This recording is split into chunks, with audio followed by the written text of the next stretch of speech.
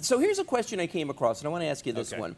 All right, I've always heard that I should buy term and invest the difference.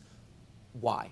Okay, so that is a very good argument, and was a very good argument in the 1970s. I'm living in the past. Okay, and so there's a reason for that. We go Okay. over it in the book, the introduction of mutual funds to the public and so Right. forth. But unfortunately, what's happened over the years is people still have that same argument, and they don't understand that things have changed. So a lot of times when I'm doing a training class, I bring out an old phone that's a rotary dial, and half the audience doesn't even know what it is. Right. And I explained to them, look, if we're looking at this phone, this is not the iPhone that we all have, right? Right. Things have evolved over time.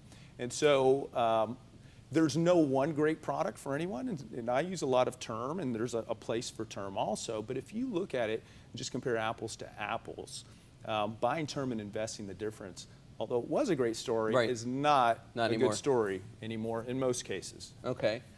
Talk to me about cash value insurance, because I've heard it's expensive. Is it? That's right. So this goes back to the buy term and invest difference. And, Right. and a lot of times you'll hear that argument, oh, cash value is expensive. And the challenge with that, there's two things. One is sometimes people are just being outright dishonest. They're comparing Right. apples to oranges. Mm-hmm.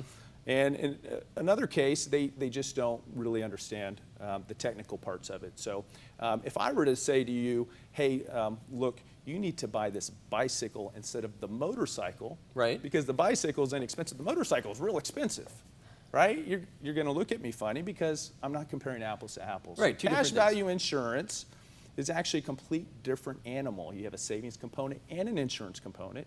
And in fact, actuarially, if you look at the insurance component and compare that to the term cost of a term policy, you'll find in a lot of cases that the cash value is actually cheaper and less expensive on the insurance.